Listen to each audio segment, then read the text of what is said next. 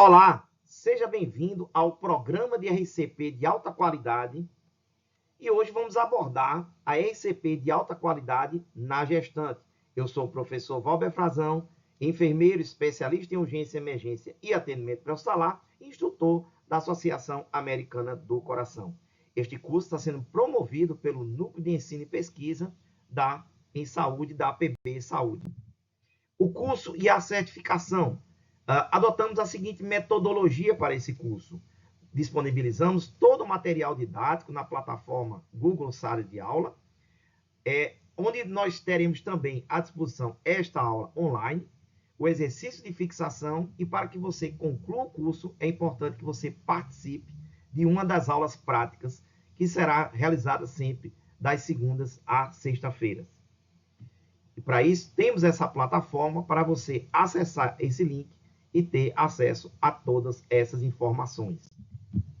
Objetivos: discutir o cenário das alterações anatômicas e fisiológicas durante a gestação e o panorama da mortalidade materna. Apresentar as causas de parada cardiorrespiratória em geral, específicas em gestantes também, e as estratégias de como evitá-las. Demonstrar as técnicas e os protocolos de reanimação cardiopulmonar em gestantes. Introdução. O débito cardíaco da gestante, ele aumenta de 30% a 50% como resultado do aumento do volume sistólico e, em menor extensão, do aumento da frequência cardíaca materna de 15 a 20 batimentos por minuto. O útero aumentado pode produzir aumento de pós-carga por meio da compressão da aorta e diminuição do retorno cardíaco por meio da compressão da veia cava inferior, começando entre a 12ª e 14ª semana de idade gestacional. Como resultado, a posição supina, ou seja, em decúbito dorsal, que é mais favorável para a ressuscitação cardiopulmonar, pode levar à hipotensão. Por isso, pessoal, que é importante o deslocamento do útero, preferencialmente para a esquerda, para melhorar esse retorno venoso e o débito cardíaco durante as compressões torácicas. A capacidade residual funcional diminui de 10 a 25% durante a gravidez. Ocorre aumento de volume corrente e da ventilação minuto. Isso produz uma alcalose respiratória leve e excreção renal compensatória de bicarbonato, resultando uma pressão arterial de CO2 de 28 a 32 milímetros de mercúrio e um nível de bicarbonato plasmático de 18 a 21. 9 em cada 10 mortes maternas seriam evitáveis, com a implementação de medidas e recomendações eficazes, como defende a Organização Pan-Americana de Saúde. Parceria na campanha Zero Mortes Maternas Evitáveis e Evitável. Causas de morte de PCR materna. Em geral, qualquer parada cardiorrespiratória, independente de ser gestante, adulto, criança, ela tem como forma mnemônica os Hs e os Ts, que são responsáveis para esses tipos de parada cardiorrespiratória. E colocamos aqui de uma forma bem prática para você nunca mais esquecer.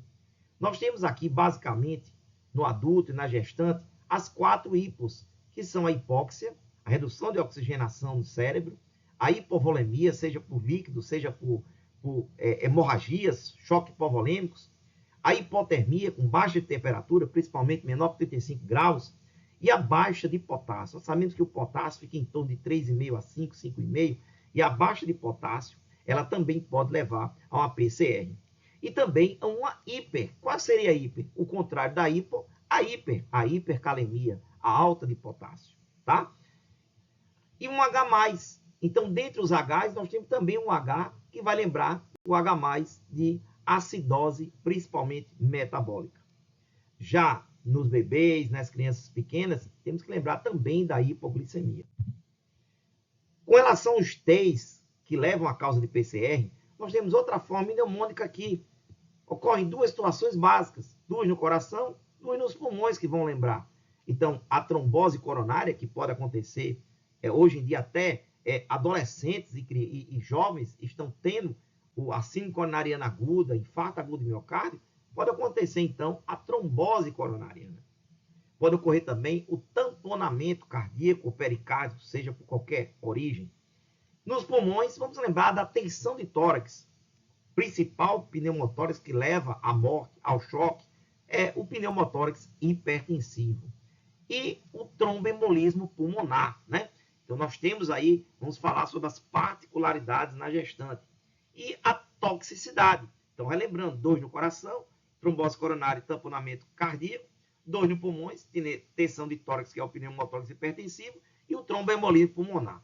E vamos lembrar também da toxicidade, qualquer intoxicação exógena que o indivíduo possa estar sujeito, seja por via inalatória, na pele, oral, etc., envenenamentos em geral, pode ocorrer, então, uma parada cardiorrespiratória.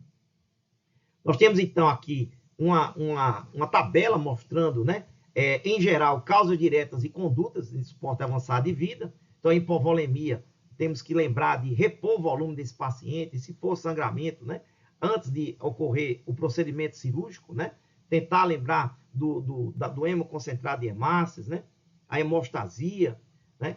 Nós temos também a hipóxia, né, então lembrar de ofertar oxigênio, também a intubação endotraqueal, uma via aérea avançada, uma ventilação assistida ou controlada, a hipotermia, o aquecimento passivo ou ativo, a hipocalemia, né, repor esse cloreto de potássio para esse paciente, a hipercalemia, né, o deslocamento, né, tentar levar para dentro da célula ou tirar do sangue, né, através de diurético ou até outras condutas médicas mais apropriadas, retirar esse potássio também do corpo quando necessário. A acidose metabólica, que pode ser controlada por cloreto de cálcio, gluconato de cálcio, bicarbonato, alguma medida de prescrição médica importante para aumentar, né, essa concentração de uma acidose metabólica. As causas dos T's, como tamponamento cardíaco, numa emergência pode ser feita a pericardiocentese, a trombose coronariana pode ser feita tanto a angioplastia em primeiro lugar, como também o uso de fibrinolítico. A tensão de tórax, desde uma toracocentese de emergência até uma toracostomia, ou seja, uma drenagem de tórax. O tromboembolismo pulmonar, o uso de fibrinolítico é muito importante numa situação dessa, quando indicado por prescrição médica, e a toxicidade através de diversos antídotos que podem ser realizados. Causas diretas de PCR materna. Então, a PCR materna tem 3 categorias, né, chamadas obstétricas, não obstétricas e iatrogênicas, em geral, que pode levar a uma PCR. Então, como causas obstétricas, inclui a hemorragia, que está lá dentro, né, da hipovolemia, a eclâmpsia, que por uma decorrência de uma crise hipertensiva, de uma emergência hipertensiva grave, né, uma embolia de líquido amniótico, que é uma particularidade que pode acontecer, né, como causa obstétrica. As causas não obstétricas proeminentes, como sepse, embolia pulmonar, seja, por exemplo, uma paciente que pode ter uma trombose venosa profunda, pode fazer uma viagem longa, né, alguma coisa que nos membros inferiores fez com que formasse trombos, e esse trombo migra para os pulmões, podendo causar até um tromboembolismo pulmonar até maciço ou submaciço. A doença cardiovascular pré-existente, que essa gestante possa já ter, e até um acidente vascular cerebral, né? Então, seja uma doença cardiovascular, ela pode ser uma coronariopata, ela pode ser uma paciente que tenha uma fibrilação atrial e pode ter como decorrência disso desde um infarto agudo do miocárdio até um acidente vascular cerebral tromboembólico, causado, por exemplo, por uma arritmia cardíaca, né, por um problema mesentérico, etc. Causas iatrogênicas, né, em geral, inclui proeminentemente complicações anestésicas durante o parto ou o teste, de acordo com um estudo no Reino Unido, complicações devido à anestesia, causa um quadro de paradas cardíacas em mulheres grávidas. Então, no ambiente intramaternidade, há uma predominância, né, de problemas em complicações anestésicas, né? No pré-hospitalar, como geral, essas outras causas, né, principalmente a eclâmpsia, quando se desenvolve, as hemorragias que podem acontecer, né?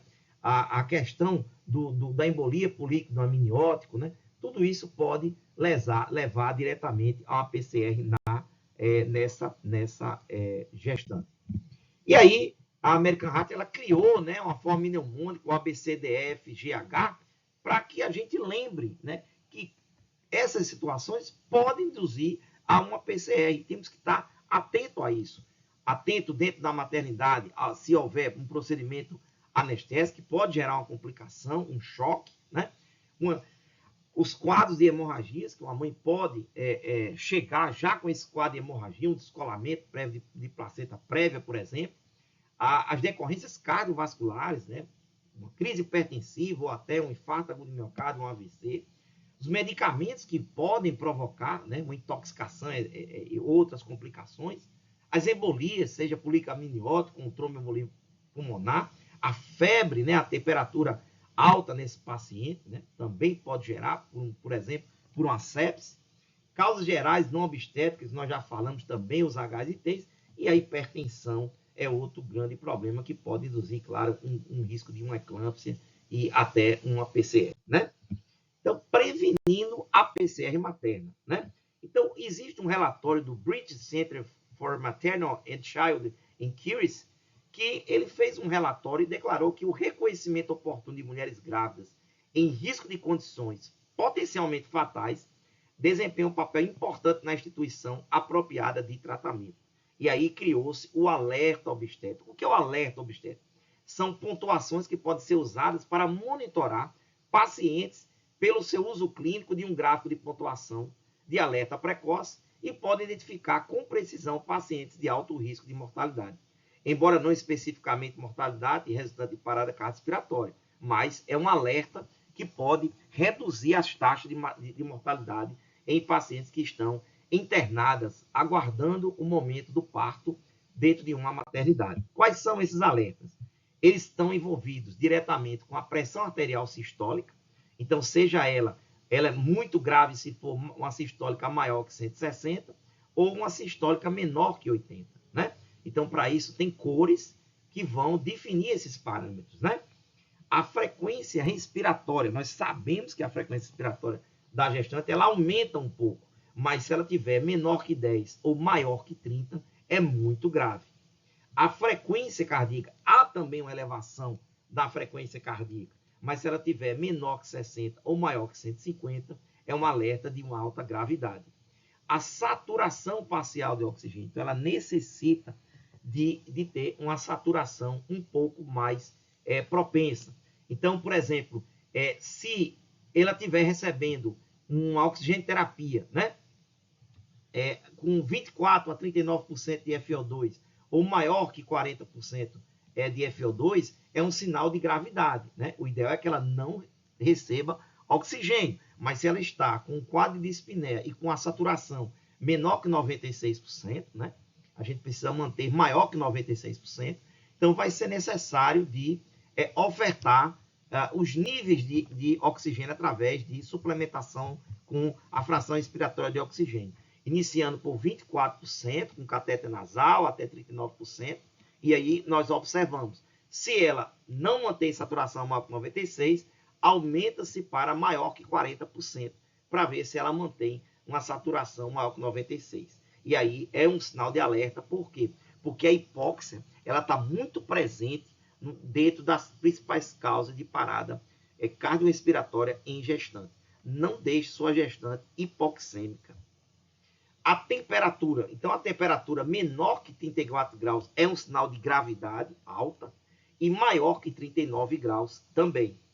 E também o nível de consciência, é ideal que ela esteja com um Glasgow 15, né? Então, se ela passa a ter um Glasgow menor que 9, menor que 8, é um sinal grave que precisa ser, de imediato, intervir, fazer uma intervenção, né? Uma delas, o Glasgow está um Glasgow baixo, menor que 9 principalmente, é uma situação que nós precisamos, muitas vezes, o médico acessar uma via aérea avançada para proteger a via aérea dela e ela não pare por hipóxia. E aí foi criada essa planilha, né, onde se coloca a data, a hora, então, de acordo com a hora do monitoramento, por exemplo, se você vai fazer um monitoramento, dependendo da gravidade, a cada hora, a cada 2 horas ou mais, então fica a critério do protocolo do hospital, da maternidade, para que se avalie esses parâmetros, né, que tem suas pontuações, e aí a gente vá vendo se essa paciente é potencial para ter uma PCR ou não. RCP de alta qualidade. Então, as compressões torácicas manuais, elas resultam apenas 25 a 40% dos valores do débito cardíaco preparada. Então, o indivíduo que vai fazer compressão torácica, ele precisa fazer a compressão de alta qualidade. Se ele não fizer, ele vai atingir um débito cardíaco menor do esperado, que é de 25% no mínimo. Tá? Então, quais são os sinais, né, os critérios que vão fazer com que você, profissional de saúde, ou você que não é profissional de saúde, possa executar adequadamente a RCP de alta qualidade? Primeiro, comprima uma velocidade de 100 a 120 compressões por minuto. Comprima a uma profundidade de no mínimo 5 centímetros e não mais que 6 centímetros. Então, primeiro, velocidade, frequência. Segundo, profundidade. Terceiro, é importante deixar que ocorra o retorno completo do tórax à sua posição natural.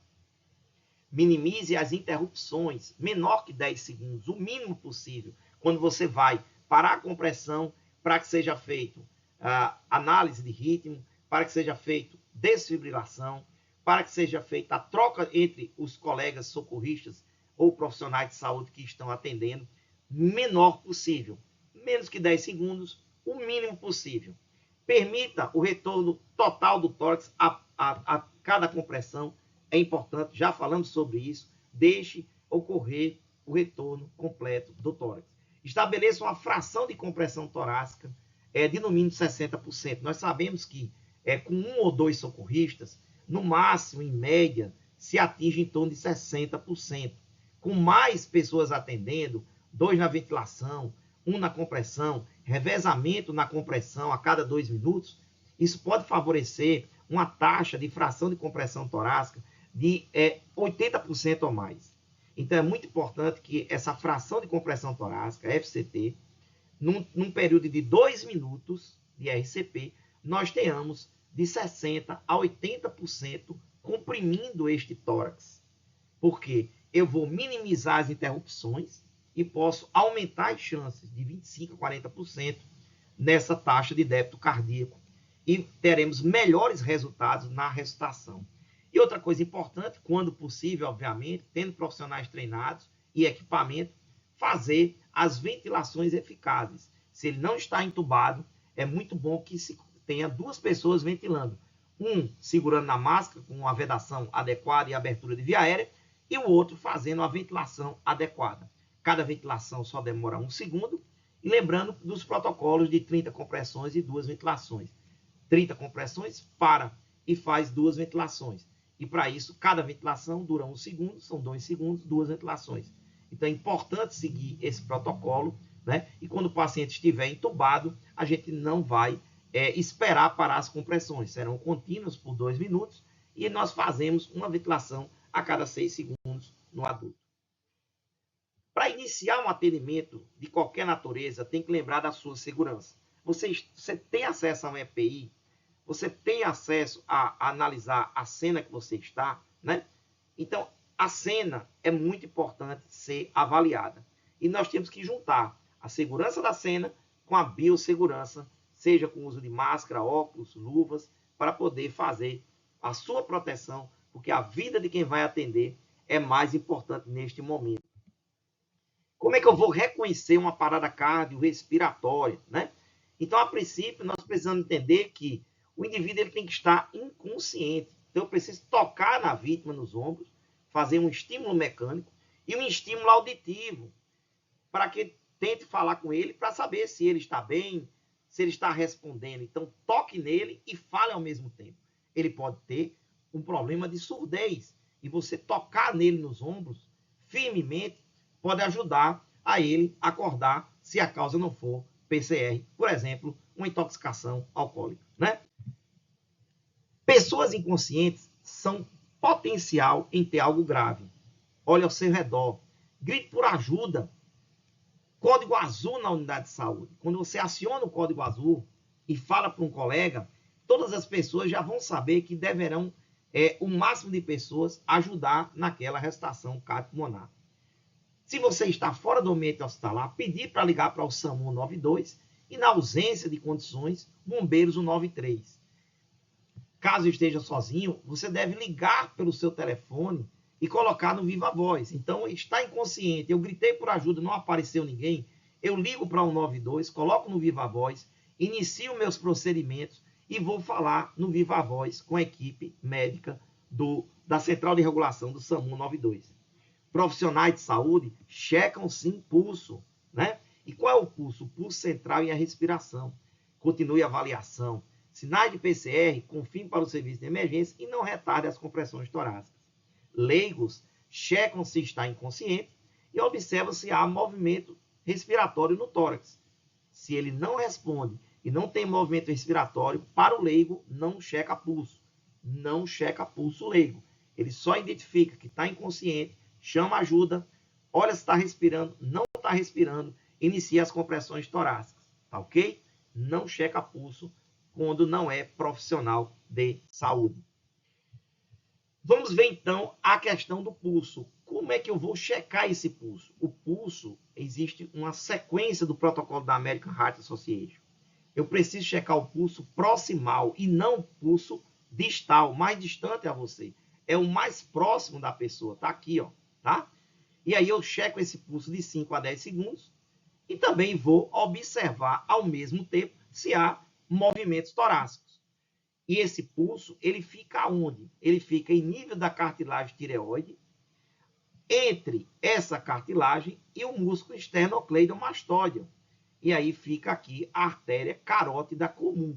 Se você checar mais para cima, pode errar, porque ela vai se dividir em carótida interna e externa. Então é importante que você cheque esse pulso na artéria carótida. Se há inconsciência e você não sente o pulso e ela não respira, então não retarde as compressões. Não pense duas vezes. Pode iniciar as compressões. Mesmo se ele tiver com o coração normal, ele vai reagir e você vai identificar. Não retarde as compressões. Um paciente pode ter uma PCR e apresentar um ritmo específico que pode ocorrer na PCR. Então, dentre os ritmos específicos, nós temos os ritmos chocáveis, e aí já lembra o uso do desfibrilador, e os ritmos não chocáveis, que não usa o desfibrilador. Então, nós temos como chocáveis a fibrilação ventricular, que é a causa mais comum fora do ambiente hospitalar, ou quando o paciente está desenvolvendo uma síndrome coronariana aguda e principalmente o infarto agudo do miocárdio. E também outra arritmia que pode estar presente é a taquicardia ventricular sem pulso. Existe a taquicardia ventricular com pulso. E existe a taquicardia ventricular na PCR sem pulso. E qual é o antídoto? É adrenalina? Não. É intubação? Não. É choque. Choque é o antídoto. Quanto mais rápido chocar, mais rápido ele terá a chance de não entrar em assistolia, em PCR por ritmo não chocável, em condição mais grave, mais difícil de ressuscitar. Os dois ritmos não chocáveis não precisam, então, de choque.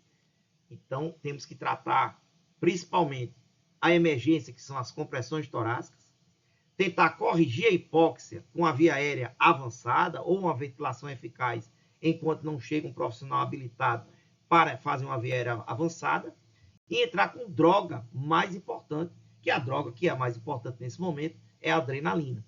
Então, os ritmos não chocáveis, temos a assistolia e a atividade elétrica sem pulso. A ECP no suporte básico, ela segue essa forma mnemônica, o famoso CAB, que lembra compressão torácica, abrir via aérea e ventilar, se possível. Eu não tenho neste momento uma bolsa válvula máscara. Não tem problema. Não vai ventilar com a boca. Boca a boca pode dar risco em contaminação. Faz só compressão torácica até a chegada de um equipamento que possa fazer a ventilação não invasiva. É importante que nós, nas compressões, vamos substituir o quê? A circulação natural. Eu preciso entender que as mãos, eu só preciso tocar uma das minhas mãos diretamente sobre o externo. Que região? Região hipotenar. Temos que nos posicionar adequadamente com os ombros estendidos e os cotovelos sem dobrar. Temos que usar a articulação do quadril e jogar o tronco contra o paciente e ter uma proximidade para que nós possamos garantir pelo menos 2 minutos de compressões torácicas eficazes. E aí nós vemos que, seja por qualquer causa de PCR, por exemplo, aí uma situação onde o indivíduo desenvolveu uma arritmia ventricular, ele estava circulando sangue normal, quando desenvolve a arritmia, há movimentos no coração, mas não geram o quê? Débito cardíaco, não gera pulso. E aí houve o quê? Uma estagnação na circulação sistêmica. E aí nós temos que substituir a circulação através das compressões torácicas, que irão levar sangue para o cérebro e trazer o sangue de volta também para o coração. Se a gente luta para evitar a morte cerebral, podemos ressuscitar esse paciente com melhor qualidade. Então, lembrando que o local da mão é a região hipotenar, né? Podemos colocar uma mão sobre a outra com os dedos entrelaçados. Devemos comprimir para substituir a sístole e descomprimir e deixar o tórax na posição de origem, né? Então, aqui eu fiz sístole e agora eu descomprimi para cima, fiz a diástole. E com isso, eu começo a substituir a circulação. Então, a profundidade é de 5 a 6 centímetros e a frequência de 100 a 120 compressões por minuto. Mais uma vez, mostrando que joga-se o tronco contra o paciente, não pode dobrar os cotovelos, tem que estar bem estendidos os braços e usar a articulação do quadril para ajudar nessas compressões de melhor eficácia. Então, na gestante, nós temos, como no adulto, a profundidade de 5 a 6 centímetros, uma frequência de 100 a 120, utilizamos a metade inferior do externo, mas aí temos uma particularidade, que é deslocar o útero para a esquerda.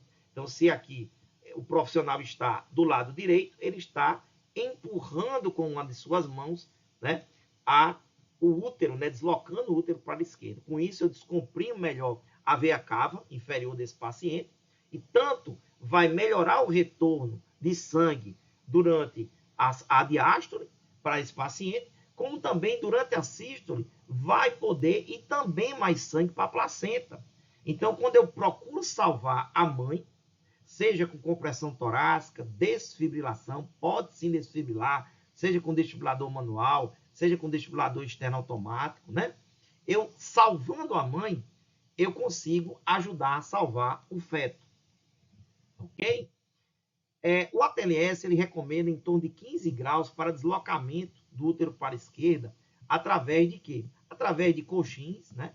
Para que quando eu não tenho uma outra pessoa para me ajudar, eu posso deslocar, né, esse útero para a esquerda, colocando um coxim na parte inferior do quadril do lado direito. E aí desloca para a esquerda sem precisar da ajuda de outra pessoa. Mas lembrando, se tiver uma outra pessoa, é mais importante o deslocamento manual. E aí nós temos as compressões torácicas, né? Que elas são feitas. When another rescuer is available to assist with CPR at the scene, the second rescuer should activate the emergency response system if he or she is not EMS and get an AED. Help is on the way. Mas é importante que haja também o quê? In two-rescuer CPR, each rescuer has specific roles. The first rescuer performs chest compressions and counts out loud. The second rescuer maintains the open airway and gives breath.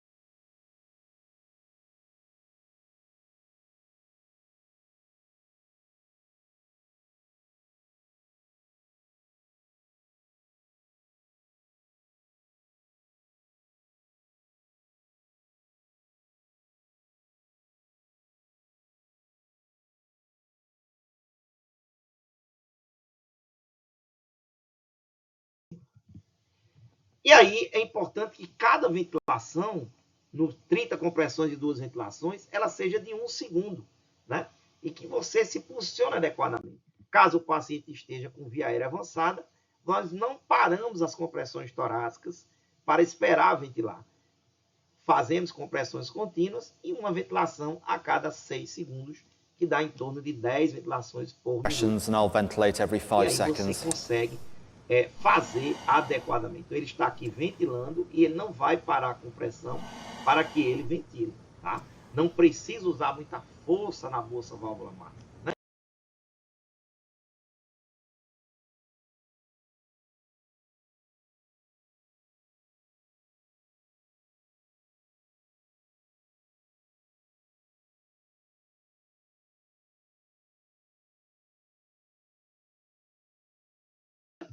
Então, na parada respiratória, é quando ou o paciente volta ao pulso e não ventila, você tem que, então, usar o protocolo de parada respiratória, né?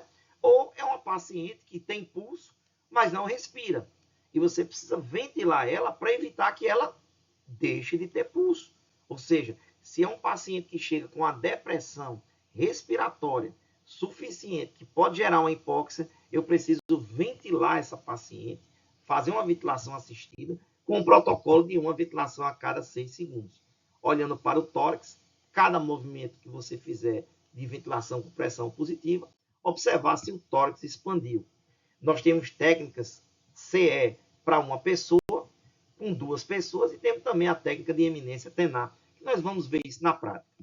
Durante as ventilações, não esqueçam de observar bem o posicionamento das suas mãos, vedar bem a máscara, apertar a bolsa válvula mágica adequadamente e observar se cada vez que você ventila, a elevação do tórax. Caso isso não aconteça, ou está ocorrendo uma obstrução de via aérea superior por mal abertura de via aérea, ou o paciente, por exemplo, está com alguma obstrução de corpo estranho que você desconhece. E aí tem que partir para a manobra de Heimlich ou uma outra manobra de desobstrução. É importante que apenas 1 segundo cada ventilação, seja 1 a cada 6 segundos, que você ventila uma vez, que só dura 1 segundo, ou seja, quando ele é no 30/2, quando comprime 30 vezes e ventila 2 vezes, 1 segundo cada uma, 2 segundos, 2 ventilações. Então, o movimento de compressão da bolsa válvula máscara nesse momento aqui, é de apenas 1 segundo para cada ventilação. Cuidado, evitar sempre ventilação excessiva durante a PCR. Quando você fica fazendo várias ventilações durante a PCR, principalmente quando ele não está entubado, né, ocorre um risco muito grande, por exemplo, de distensão gástrica, né, porque vai entrar o ar tanto para a via aérea como também pelo esôfago. E aí vai aumentar a quantidade de ar aonde? No estômago. E o estômago ele tem produção de líquido. E esse líquido ele pode passar, devido à pressão, para a via aérea, provocando uma aspiração desse líquido, né? Outra questão importante é que o aumento da pressão intratorácica durante as ventilações excessivas pode causar diminuição do retorno venoso. E se o paciente tiver também, principalmente entubado, ou com a máscara laríngea, ou com a via aérea avançada, o excesso de pressão, o excesso de volume, o excesso de repetições, né? Ao invés de ser 1 a cada 6 segundos, ou 2 ventilações quando é 30/2, você fazendo excessivamente, o que é que isso pode ocorrer? Um barotrauma também nesse paciente, e até um pneumotórax hipertensivo. Desfibrilação externa automática, ela é muito importante, principalmente no ambiente fora do hospital, ou em pacientes no setor de triagem ou classificação de risco, que o paciente pode vir, por exemplo, portador de uma síndrome coronariana aguda, fazer uma PCR súbita, e se você tiver um desfibrilador externo automático no setor de triagem ou no própria sala de acolhimento, fica mais fácil você colocar o desfibrilador externo automático, chamando de DEA, reconhecer o ritmo rápido e chocar imediatamente, se for indicado. Com isso, você ganha tempo e esse paciente pode ter uma reversão imediata ao ponto de retornar ao nível de consciência. Então, só relembrando, o desfibrilador externo automático, ele vai principalmente atuar na fibrilação ventricular na PCR, né? Então, ele vai atuar nessa condição, ele não vai atuar em ritmos não chocáveis. Quais são os passos, então? Obviamente, é você ligar o equipamento, escutar o que ele vai pedir para fazer, né? Não deve parar as compressões na colocação das pás descartáveis adesivas, né? E quando ele for analisar o ritmo, ele pode pedir para você parar a compressão. Então, essa é uma das condições de parar a compressão para análise de ritmo. Ele analisa o ritmo muito rápido, em média de 3 segundos, ele já analisa o ritmo e indica ou não se precisa de choque.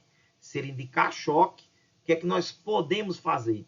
Nós podemos ou aguardar quando ele carrega rápido, ou equipamentos que demoram muito para carregar, você tem que conhecer os equipamentos, podemos fazer compressões durante um momento de carga.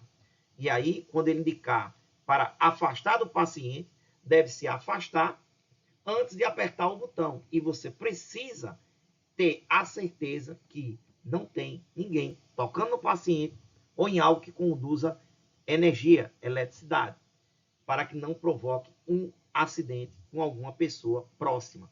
Então, com isso, você vai olhar para saber se tem alguém tocando no paciente, pedir para todos se afastarem e apertar o botão.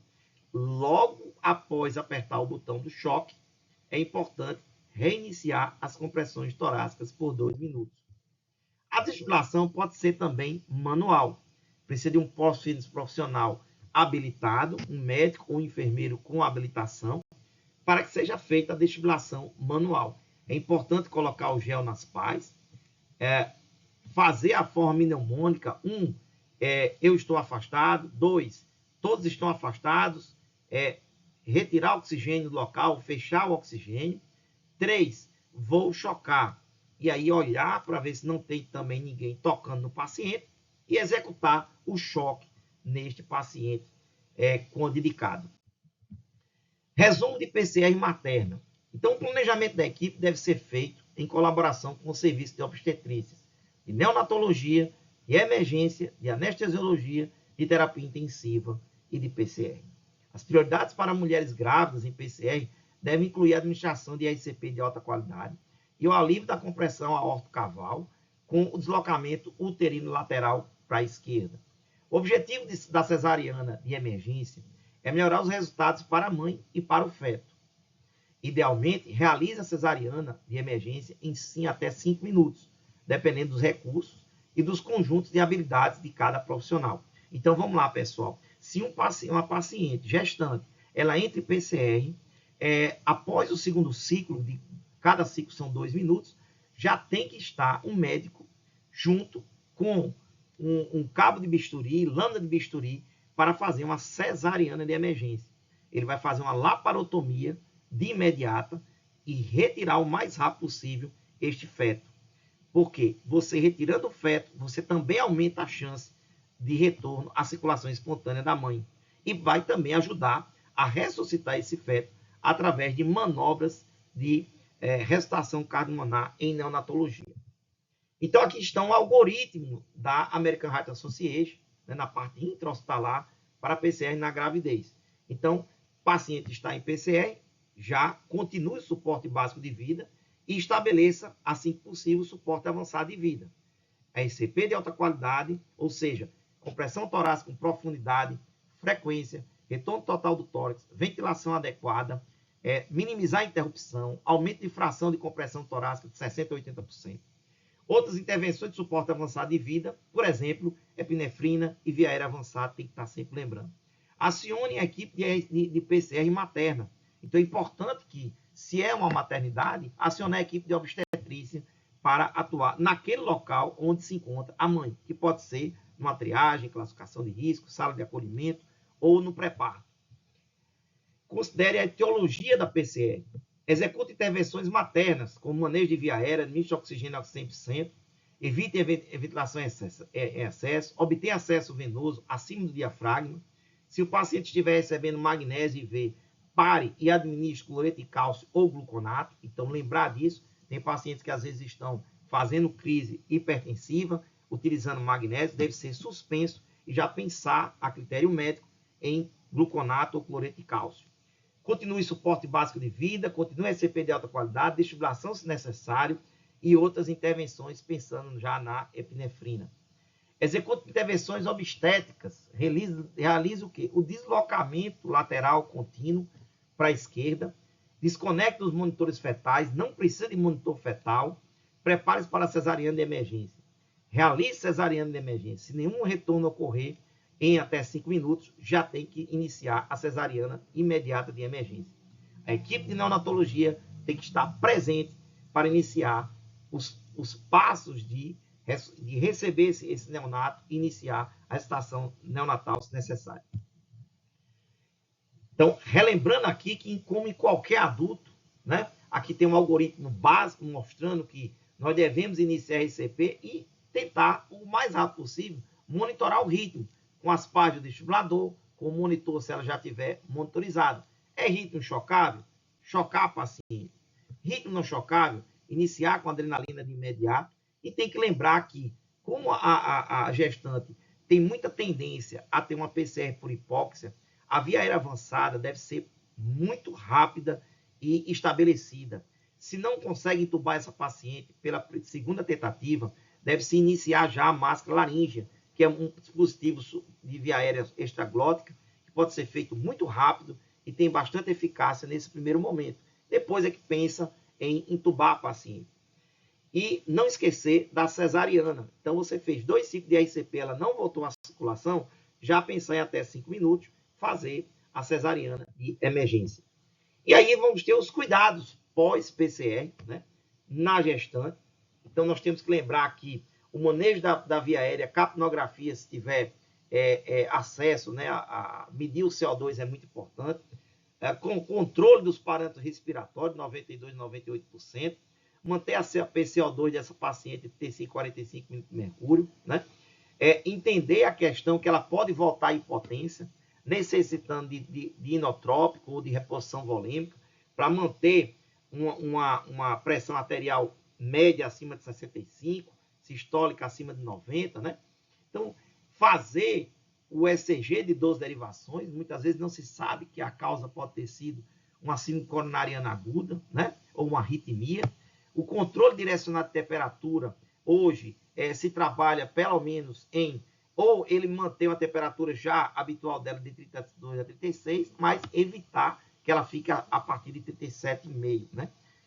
Outros manejos para atendimento clínico, monitoramento, controle da temperatura dela, a normocapnia manter, e as monitorizações e a ventilação mecânica adequada se ela estiver com a ventilação invasiva. Né? Então, aqui, durante a PCR, dependendo do serviço, pode ser que essa paciente, por exemplo, ela está numa UTI, né? E foi feita uma linha arterial para monitorização invasiva de PAI. Então, nesse caso, se ela para com uma PAI instalada, nós vamos observar que durante as compressões, nós precisamos manter uma pressão arterial diastólica, não é sistólica, maior que 20 milímetros de mercúrio.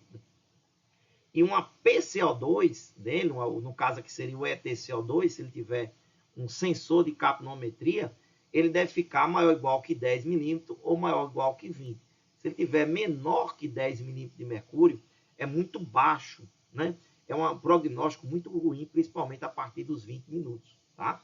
E depois da PCR, só um resumo rápido, lembrando, a pressão arterial média ela é muito importante ser avaliada. Ela deve estar maior que 65, seja com condutas de reposição volêmica, droga vasopressora se necessário, ou também observar o ETCO2 quando você tem um sensor de capnometria. Manter maior ou igual que 35 a 45. A temperatura, não deixar que ela fique maior que 37,5 graus, né? Pois pode-se permanecer hipotérmica, principalmente nas 24 horas. E a saturação de 92% a 98%.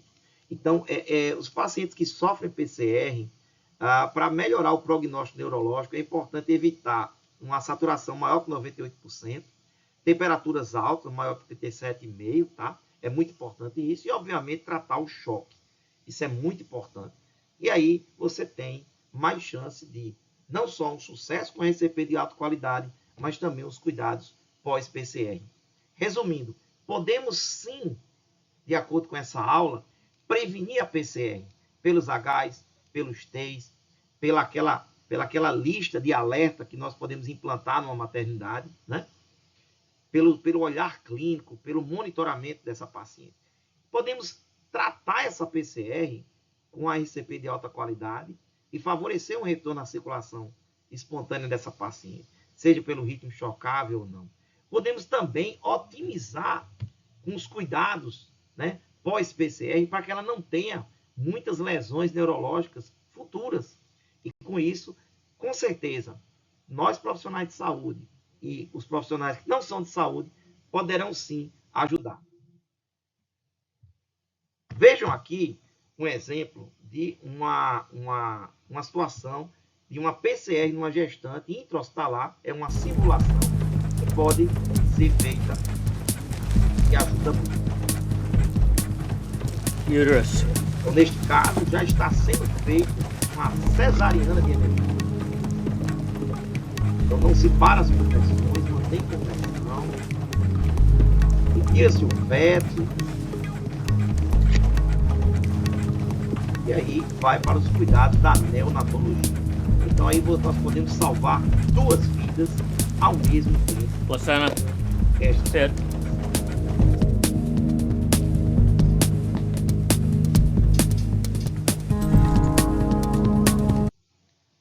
Ok? Então, muito obrigado a todos. Aproveitem a aula prática na maternidade da PB Saúde. Até lá.